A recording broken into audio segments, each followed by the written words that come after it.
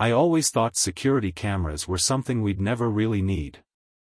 When we first moved into our new home, a quaint two-story in a suburban neighborhood, my wife Angela insisted we install a basic alarm system for peace of mind. She'd had a scare in her childhood, an attempted break-in at her parents' house, and I sympathized with how that memory still gave her the occasional nightmare. So, even though I felt we lived in a safe area, I agreed to a compromise. We'd add a few cameras around the exterior and one in the foyer. I told myself we'd probably never use them, aside from glancing at a phone app to see who was knocking at the door. It was just one of those precautionary things you hope remains unnecessary. If you'd asked me back then, I'd have said I trusted Angela more than anyone, that I believed our marriage was unbreakable. Nothing could have prepared me for how these cameras would eventually shatter my view of our life together. From the day we moved in, Angela was the more careful one, making sure all windows were locked at night, setting the alarm as soon as dusk fell. If we had a package delivered, she'd check the camera footage to confirm it arrived safely. Initially, it felt cute, endearing that she was so focused on keeping us secure. It gave me a sense of comfort, knowing we were protected. Besides, Angela worked part-time as a nurse at a nearby clinic, and I had a job at a local electronics store. We weren't exactly wealthy, but we were comfortable enough, with time and money to do small renovations on the new house. The cameras were just a part of those improvements, blending into our routine so quickly that we rarely thought about them. Our marriage was 4 years old, and for most of that time, we'd been best friends. We shared everything: favorite music, silly inside jokes, and support during tough days. We were planning to start a family soon, or at least, that was the plan we'd always talked about. She and I had a chart pinned to the fridge for our finances, a timeline for when we might feel stable enough to consider kids. Angela would beam whenever she mentioned baby clothes or the idea of building a nursery in one of the upstairs spare bedrooms. I'd brush my hand over her hair, feeling love well up inside me at her excitement. In my eyes, she was the kindest person I'd ever known, the one who volunteered to help at local charities, who once nursed a stray cat in our garage until we found it a proper home. Angela was, in short, the last person I'd suspect capable of anything malicious or deceitful. Life, though, has a way of sneaking up on you with truths you don't want to face. It started with little oddities, things I might have dismissed if they'd come one at a time. Angela began spending more nights away, claiming she was covering extra shifts at the clinic. I didn't question it much initially, because I knew the clinic was short-staffed, and she was known to be reliable. She'd come home exhausted, occasionally with her scrubs still on, or so I believed. We'd chat briefly before bed, and she'd apologize for missing dinner. It did strike me as odd that she never seemed to deposit extra checks into our joint account for all these additional hours. But again, nurses could have complicated payroll schedules, and maybe she was waiting on a backlog. I brushed it off. Soon, she also became more protective of her phone. Angela used to leave it on the kitchen counter, plugged in while we ate. Sometimes I'd answer it for her if her mom called. Now, she kept it close, face down, or in her pocket. If it buzzed, she'd glance at it quickly, hush the notifications, and look away. I asked once if something was wrong. She laughed a bit too brightly, said she was just dealing with a friend who was going through a rough time, that it wasn't her business to share. I recognized that empathy was in her nature, so I shrugged and let it go. People had private matters, right? No reason to suspect anything sinister. The first real hint that something might be amiss came when I noticed my credit card statements showed more activity than usual. Small purchases at unusual hours, gas stations across town, restaurants I'd never visited. When I asked Angela about them, she seemed genuinely perplexed, then suggested maybe our card got skimmed. "Let's freeze that card and order a new one," she proposed calmly. She even offered to handle the phone call to the credit card company. I let her do it, grateful she was taking the lead. But a whisper in my mind nagged me: why hadn't the charges flagged her curiosity? Then again, maybe she was calmer under stress than I was, given her medical background. I tried to quell the mounting paranoia, but small puzzle pieces kept falling out of place. Sometimes I'd catch a whiff of a cologne I didn't recognize when she came home. She'd blame it on a patient's perfume that clung to her. Some nights she'd return with an anxious expression, hugging me tight as if she were relieved to see me, only to retreat to the shower immediately, as though washing something away. She dismissed my questions with references to the messy nature of her job, body fluids or the lingering smell of antiseptics, neither of which I wanted details about. Our intimacy suffered too. She'd wave off my advances, claiming stress or fatigue. Each time, though, I told myself this was part of the marriage ebb and flow. One evening, I decided to stay up late, waiting for her to return from another emergency shift. She arrived past midnight, looking more shaken than usual. Before I could ask how her night went, she said she felt nauseous and rushed upstairs, presumably to the bathroom. I followed minutes later, concerned, but she'd locked the door. Through the wood, I heard her dry heaving. I asked if she needed anything, water, medicine. She insisted she was fine. After a moment, the toilet flushed, and the sink ran. She emerged with a forced smile. "It's just been a rough night," she said, her face pale. "I'm so sorry. Let's talk tomorrow. I need some rest." That entire encounter left me unsettled. The next morning, I left for work without pressing her, though I was increasingly uneasy. I found myself glancing at the security camera app on my phone, remembering how Angela used to check it. Usually, there wasn't much to see. But that day, an idea wormed into my mind. I'd check the camera logs to see exactly when she came home. I wasn't suspecting anything dire, more just curious if she'd lingered out front. Our system stored about a month of footage. So, in the slow hours at the electronics store, I opened the security interface on my phone and began skimming through the motion-activated clips from the previous night. Typically, I'd see her car pulling up, maybe a possum wandering across the driveway, the mailman in the afternoon. Boring stuff. But as I scrolled, something jumped out. There was no footage of her arriving home at midnight. The timeline jumped from around 10 p.m. to 3:15 a.m., some random movement of a cat in the yard. No record of her car, or her coming in the door at all. That was impossible, right? Confused, I checked other nights. Again, I spotted missing segments around the time she claimed to have come home. The app would show me walking in after my shift, then hours of nothing, then a sudden clip at 2 a.m. capturing a stray cat again. My stomach twisted. Was the system malfunctioning? Or had the footage been erased somehow? But if the cameras were failing, why did it always coincide with the approximate times Angela returned? Something about it was fishy. The next time Angela said she had to work late, I decided to test the system in real time. I had the camera app open on my phone while I sat in the living room, waiting. The feed from the front porch was normal, showing my car in the driveway, the streetlights. Suddenly, around the time I expected her to come home, the feed went black for a minute, then resumed. In that missing minute, she somehow arrived and walked through the door, greeting me with a tired smile. When I stared at her, stunned, she asked, "What's wrong?" as if nothing unusual had occurred. I forced a smile, choking back the swirl of alarm. "Just a headache," I lied. Inside, my heart pounded. She was tampering with the cameras. Now, fear truly settled in.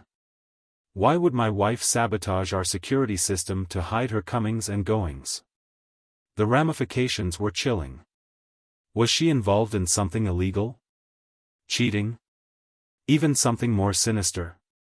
I didn't want to jump to the worst conclusions, but my gut wouldn't let it go. I resolved to dig deeper, but carefully, so she wouldn't suspect I'd caught on. One day, I pretended to have a mandatory workshop at my store on a Sunday, a day we were normally closed. I left as usual, but only drove a few blocks away before looping back and parking on a neighboring street. I crept back to my house on foot, heart hammering. If she was tampering with the cameras, I might catch her in the act. My hope was to watch the system from the outside, see if she disabled something physically. I hid behind a hedge, phone in hand, camera feed open. My vantage point allowed me to see the side of the house and the backyard gate. After an hour, the backyard camera feed went offline for a minute on my phone. I peered through the hedge. Sure enough, Angela walked out the back door, carrying a small stepladder, and approached the camera mounted under the eave. She tapped at something, possibly a small external storage unit or a cable, fiddling quickly before returning inside. Moments later, the feed came back. My pulse thundered. She was actively disabling or altering our camera logs. Disbelief warred with heartbreak. I'd never pegged Angela as devious. But the evidence was undeniable. She was hiding something big enough to risk messing with our security system. I snuck away, returning to my car. I needed a plan to figure out what she was truly up to. Then it struck me, the cameras we installed were the only ones she knew about. But as an employee at an electronics store, I had access to more discreet devices. So I decided to set up a hidden camera she wouldn't be aware of, a small, motion-activated unit with local storage, unconnected to the main system. She couldn't disable it if she didn't know it existed. The following week, I purchased a tiny, high-resolution camera disguised as a USB charger. It recorded to a memory card. I installed it in our living room, behind a bookshelf, pointing toward the hallway.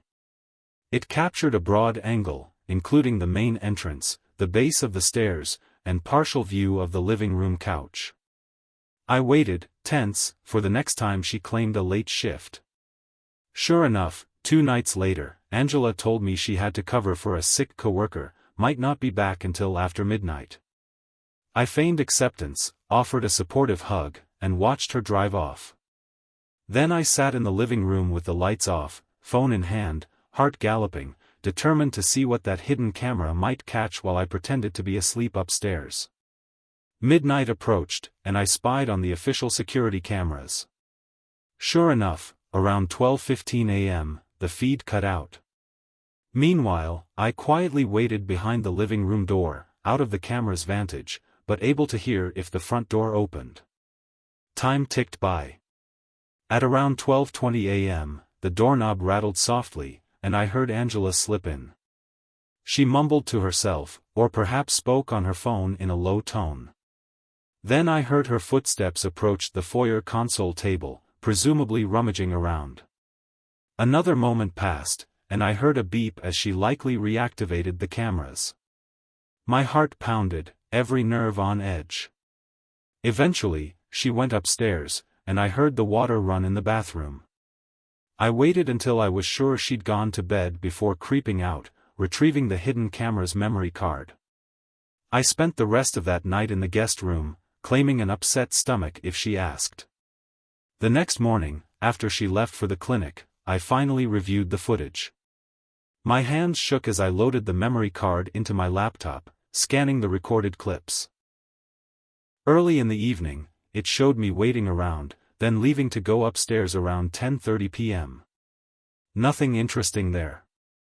Then, at 12:15 a.m., the camera caught Angela slipping in quietly, a phone pressed to her ear. I turned the volume up. She was speaking softly, but the microphone picked up fragments. Yes, he's probably asleep. No, it's safe. Yeah, I'll do it tonight. A chill prickled my skin. Do what? She set her phone on the console table, then kneeled down, rummaging in a drawer. The camera's angle gave me a glimpse of her face, tense with determination, maybe fear. She withdrew something small. I couldn't see it clearly at first, but she held it up, and the faint reflection of the overhead light danced on metal. A key? Or a small blade? It was too shadowy to tell, but it looked more like a flash drive. She pocketed it, then flicked open the security system's control panel, typed in a code, presumably reactivating the cameras. She then whispered, "Okay, I'll be there around 2. Don't worry, I still have it." My heart raced, hearing her mention "be there around 2." Where was she going? She stood, gave a quick glance around the living room, then stepped out of view. I realized she might be heading to the kitchen or upstairs. The rest of the clip ended with her leaving the living room. My mind was ablaze with speculation. She was lying about her shift, coming home secretly to grab something, a flash drive? Then heading back out at 2 a.m.? Possibly meeting someone. That explained the suspicious card charges at random places. But for what purpose? Eager for more clues, I fast-forwarded. Sure enough, around 1:45 a.m., she reappeared on camera, wearing black clothes, hair tied back. She retrieved the item from her pocket, fiddled with it. The angle was poor, but I caught a glimmer of something that might have been a small piece of hardware or perhaps a specialized USB. She stared at it for a moment, lips parted as if uncertain. Then she whispered, "I'm coming," apparently referencing a phone call, though I didn't see her phone in hand. She left again. The living room remained empty until near 3:30 a.m., when she returned, face flushed, shoulders tense. She paced near the couch, eyes moist, as though she'd been crying. Then, in a frantic move, she dropped the item she'd been carrying onto the floor. The camera didn't show it in perfect detail, but I recognized a glint of metallic edges. She picked it up, shoved it into her pocket, and said under her breath, "It's done," before heading upstairs. The clip ended. I sat back, every pulse in my body thrumming with anxiety. It's done. Done what? My wife was sneaking out in the dead of night, tampering with the cameras, retrieving a suspicious object from a drawer, returning hours later in distress. This went beyond an affair, it felt more like she was running some covert operation. But Angela was just a nurse with a small-time clinic. How could she possibly be involved in anything illegal or dangerous? Despite the fear, I needed answers. The next evening, I confronted her, gently at first. I asked about her extra shifts, what exactly they entailed, how the clinic was paying her. She seemed caught off guard by my sudden interest. Her answers stuttered, "They're just short-staffed, it's not official overtime, but a coworker needed a sub." That's when I told her I noticed the cameras going offline whenever she came home, demanded to know why. She paled, then forced a shaky laugh, claiming it must be a glitch. I pressed further, mentioning how the times correlated exactly to her arrivals, how I found missing segments in the logs. Her eyes darted. I could almost see her mind spinning. She stuck to her story, "It must be a coincidence. We can call the security company." My anger flared. "Stop lying, Angela. I know you're messing with the system. I caught you on a hidden camera." At that, she froze, face draining of color. "You, what?" I explained how I discovered her rummaging for something, heading out at odd hours, returning tearful. I demanded the truth. She broke down, shaking her head, tears forming. "It's not what you think," she whispered. But she refused to elaborate, only saying she couldn't explain yet, that it was a personal matter, and that she was sorry for sneaking around. She begged me to trust her, to let it go. Furious, I told her if she didn't come clean, I'd tear the house apart looking for proof. She sobbed, insisted she needed time, that she was protecting me from something bigger. I spent the next few days in a haze of frustration, anger, and heartbreak. Angela walked on eggshells around me, refusing to leave the house at night, promising she'd stop. But I could tell she was anxious, as though an invisible clock was ticking. She'd step onto the back porch to take phone calls in hushed tones, which ended whenever I approached. My imagination conjured up all sorts of scenarios. Maybe she'd stolen medication from the clinic, or was involved in some black market ring, or worse.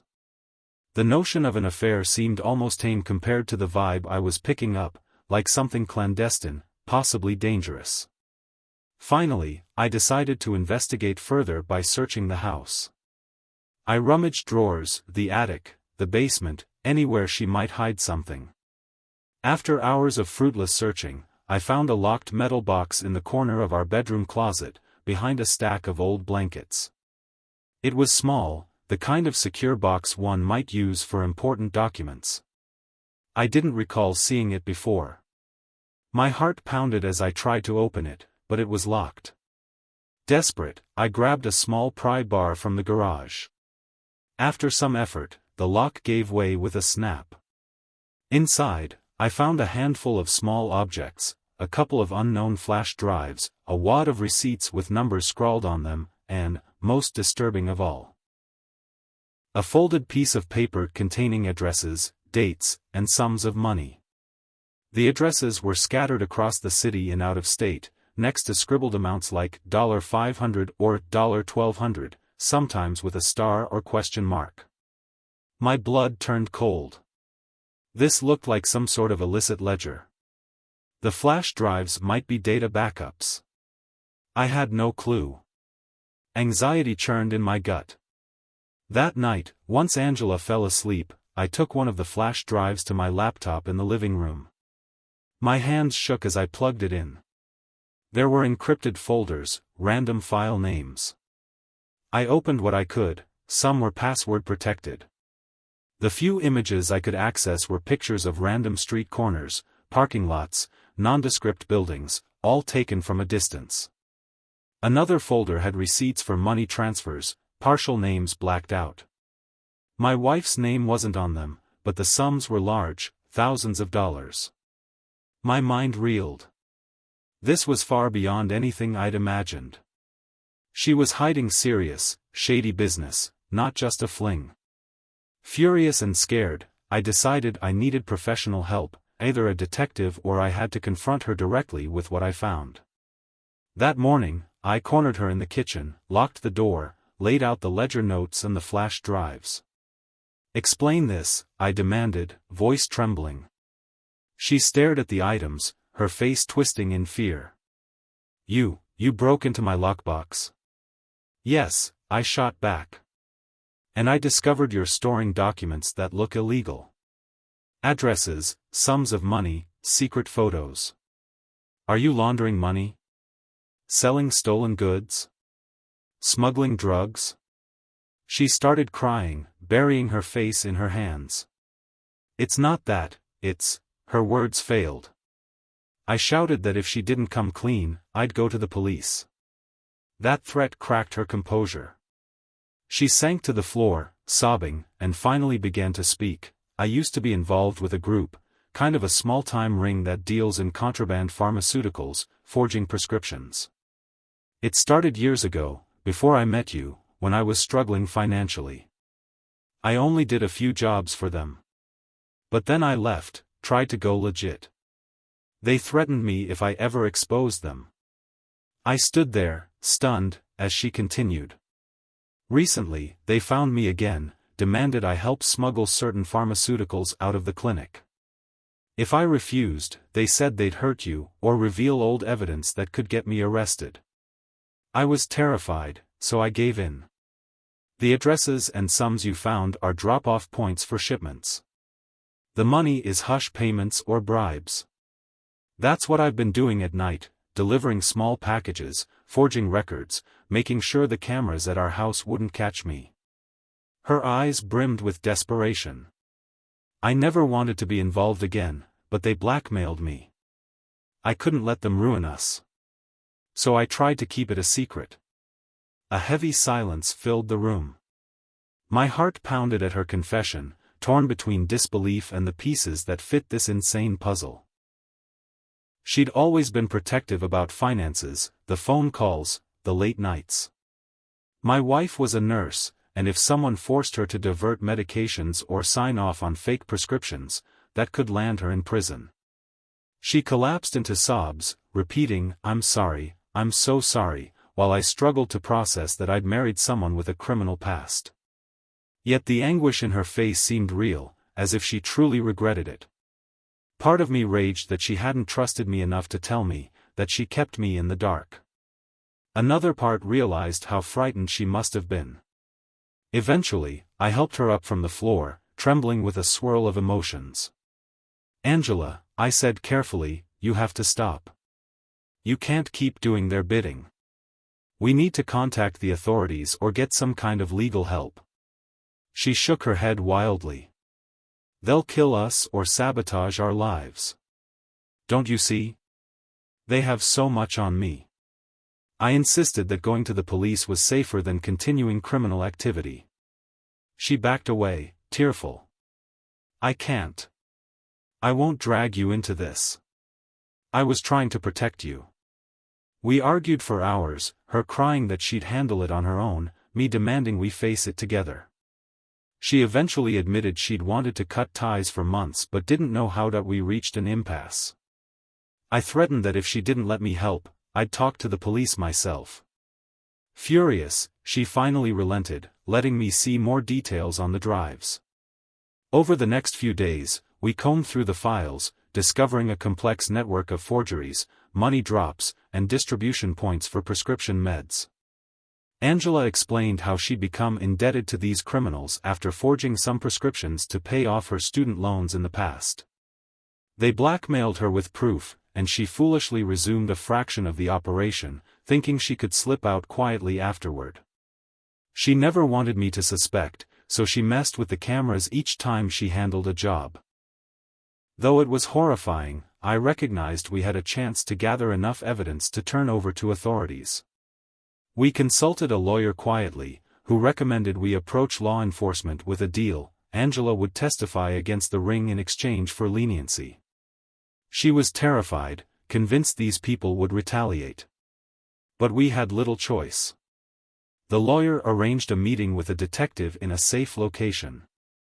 Angela spilled everything, handing over the flash drives, explaining the entire chain of events. The detective was both shocked and grimly determined. He assured us they had a specialized team that could protect us if we cooperated, that they'd been tracking a ring like this for years. We'd effectively given them crucial missing links to bring it down. Despite the detective's assurances, fear gnawed at us. Angela was placed under protective watch. They told us not to discuss the case with anyone. For a time, we relocated to a safe house, provided by the local authorities, which upended our lives. I took time off work, claiming a family emergency. Angela was suspended from her clinic job pending investigation. We both braced for the worst. The guilt weighed heavily on her, seeing how her past secrets had upended everything. I, too, wrestled with trust issues. My wife had hidden a major criminal entanglement for months, risking our safety. Yet, seeing her genuine remorse and terror, I softened. Her tears at night, her trembling when the phone rang, they were all real. She feared those criminals might come after us. Months passed as the investigation proceeded. Using Angela's inside knowledge, law enforcement staged a sting operation, luring key players with controlled deliveries. Arrests were made, though the details were kept from us. We lived in tense limbo, uncertain if or when we could return home. The detective would update us sporadically. They were close to dismantling the network. I clung to the hope that once it ended, we'd be free, that Angela might face lesser charges given her cooperation. My emotions swung between heartbreak that she'd lied to me and relief that we were unearthing the truth together. Ultimately, the ring was caught in a large-scale bust. We watched news reports in our temporary hideout, eyes wide as local channels displayed footage of men in handcuffs, piles of seized pharmaceuticals. Angela recognized some of them from her early dealings, tears streaming as she saw how massive the operation was. She told me quietly that she'd once believed she was just helping a few people, not fueling a citywide distribution ring. Guilt consumed her. In the aftermath, Angela turned in everything she had: documentation, receipts, text logs. She sat for depositions, told them how she'd been extorted. Our lawyer negotiated a plea deal with the district attorney, citing her cooperation and the fact that she was threatened. The DA recognized she was crucial in breaking the case and recommended probation instead of prison, on condition that she never work in any medical capacity unsupervised again. The hearing was emotionally draining. I stood by her as the judge handed down a sentence of supervised release, a massive fine, and mandated counseling. Angela's eyes brimmed with relief and shame. Though the legal crisis concluded, our personal one had only begun. We returned to our home, which felt haunted by secrets. The cameras, ironically, still worked fine, but Angela no longer wanted them.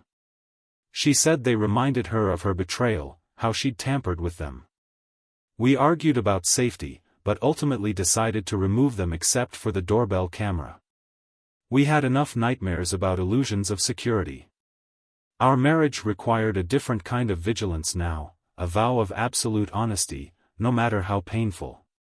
Angela tried to explain everything in detail, her desperation in school, how a so-called friend introduced her to forging scripts, how she thought she'd left it behind until the ring found her again. She tearfully confessed that she never told me because she feared I'd leave her or turn her in. She was sure I'd see her as a criminal, never understanding she was just trying to repay old debts. Listening to her, I felt anger and sorrow tangle in my chest. We sought couples counseling, both of us fragile from the ordeal. In therapy, we laid out the entire story. I spoke of my betrayal, how discovering her dark secret via the cameras shattered my trust. Angela spoke of her guilt, her love for me, how she was convinced she could handle the ring alone if it meant keeping me safe from their threats. We sobbed, argued, apologized. Some nights, we'd lie awake, silent tears staining the pillows, each lost in regrets about the illusions that had led us to this point. Yet, ironically, the process of unraveling these secrets and fighting together against external threats forged a new understanding. We had stared down the potential of losing each other, realized how quickly a hidden past could unravel our life. Over time, we built a new dynamic. Less naive, yes, but also more open in ways we'd never been. Our family and friends remain mostly unaware of the full truth. We told them Angela got caught in a legal complication at work, cooperated with authorities, and accepted a plea. Many asked prying questions, but we deflected. The details are ours alone to carry, along with the knowledge that criminals almost manipulated Angela into further crimes. We also learned how crucial it is to face secrets head-on before they fester into something monstrous. I'd be lying if I said we live happily ever after without lingering scars. Some days, I still watch Angela answer her phone with a spike of anxiety, worried an old threat might resurface. She, in turn, struggles with depression, hounded by the memory of those nights sneaking out, the shame of forging documents. But we remain side by side, determined to rebuild trust. Our counselor encourages us to celebrate small victories, Angela landing a new job in a non-medical administrative role, me returning to a normal routine at the electronics store, each of us trusting the other to speak up if problems arise. We talk a lot more now, about regrets, about fear, about the future. No more illusions. Sometimes I think back to the day I installed those cameras. They were meant to protect us from external threats, a burglar, a suspicious stranger. Who could have guessed the real danger was the web of secrets in our own home, and that the cameras would reveal something so painful? In a twisted way, I'm grateful for them, for they forced us to confront the deception before it spiraled beyond redemption. Without that discovery, Angela might have ended up deeper in the ring, risking prison or worse. Without it, I might never have known the truth behind her nightly absences until it was too late to help her. In the end, we stand on new ground. Our life is no longer the same innocent haven we once believed in. We've glimpsed the darkness of poor choices, desperation, and blackmail. Yet, we've also experienced the power of loyalty, how even the deepest wounds can start to heal if we face them together. Angela and I hold hands through the nightmares, bearing the knowledge that we nearly lost each other to her past. This shared understanding, ironically, stitches our fractured bond in a stronger, if more scarred, form. Our story doesn't end neatly, because real life rarely does. We keep moving forward, day by day, forging a marriage that's been tested by secrets and the law. She continues her counseling sessions, I lean on close friends for emotional support, and we remain watchful, both of external threats and the possibility of new secrets creeping in. But we vow never to let silence be our shield again. If we sense trouble, we talk. If old acquaintances call her, she tells me. If I feel uneasy, I speak up.